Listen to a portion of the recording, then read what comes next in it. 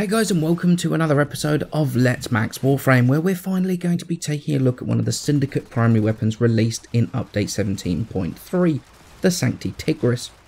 Now, if I'm honest, with the Syndicate weapons I did, those were actually genuinely different to their standard counterparts, rather than those that were almost straight upgrades. So things like the Ratkacernos and the Sinoid Simulor got done, whereas things like the Sancti Tigris and also the Secura Penta got pushed to the side slightly. So what can you expect from the Sancti version of the Tigris? Well, as I say, it's basically a straight upgrade to the standard one. Much higher base damage of 1260 rather than the 1050 that the standard has, with the majority 1008 coming in the form of slash and 126 as both impact and puncture. It also comes with a higher pellet count of 6 compared to 4, faster reload of 1.5 seconds compared to 1.8, and a higher critical chance of 15% compared to 5%, but a lower critical damage of 150% rather than 200%. In addition to all of that, it has the innate purity effect built into the weapon, which unleashes a blast of 1000 corrosive damage, applying the corrosive status proc, restoring 25% of your max health, and boosting your base health by 25% for 30 seconds. Now, as you can imagine, it has exactly the same downsides as the original Tigris, namely the low magazine size, meaning that without punch through, it's not that great at dealing with crowds of enemies. As something that is very specific to the Sancti version though, it is a little bit less accurate than the standard Tigris, meaning that it's less effective over distance than the standard model.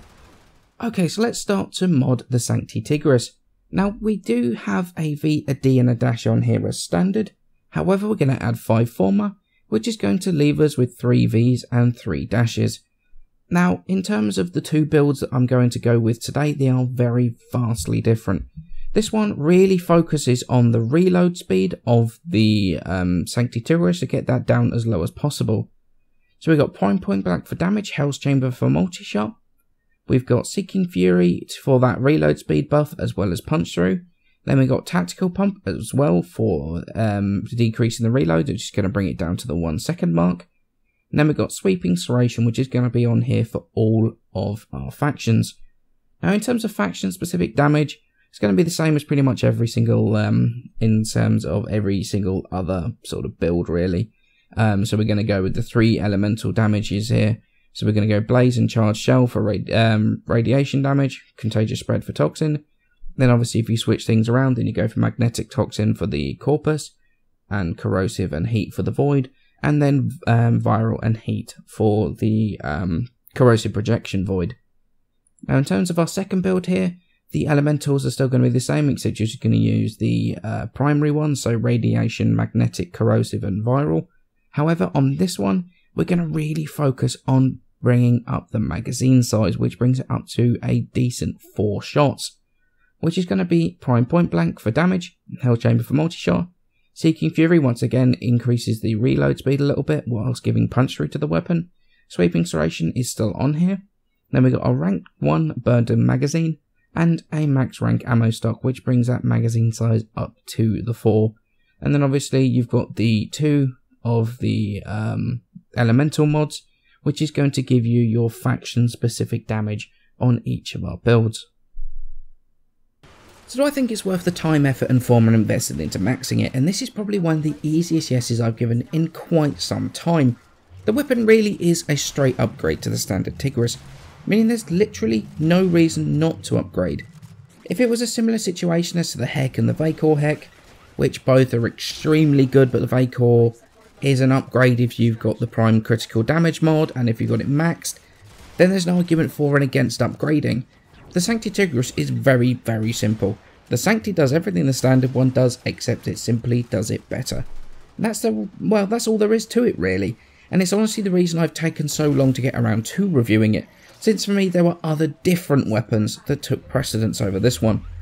The Sancti Tigris has taken the already impressive standard version, already one of the top shotguns, to arguably top of the pile. The base damage is the highest of any non-Arcwing weapon in the game, one of the highest damaging weapons, able to hold its own till much further than almost anything else.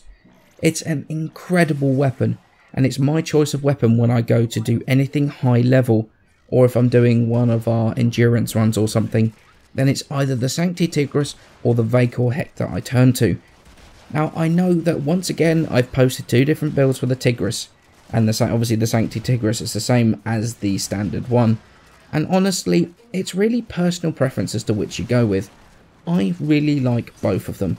The quad shot is a ton of fun for me, and it allows a lot of damage done very quickly, but obviously per shot, the straight damage build with the reload is going to do more damage per shot, which is really going to help with those higher levels, whereas the quad shot will be more effective against groups of lower level enemies, so the content you're doing as well as your playstyle can dictate how you are going to want to build this weapon.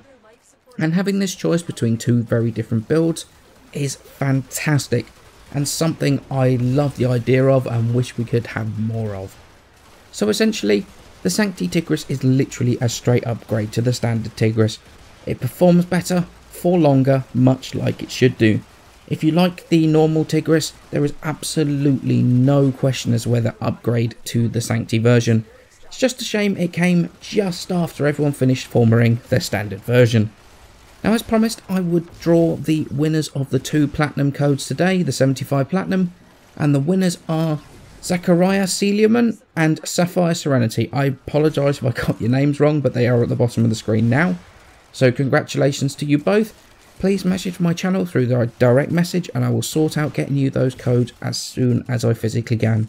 As always, this will not be the last giveaway I ever do, so stay tuned for more, and as always, many thanks for watching and I shall see you in the next episode.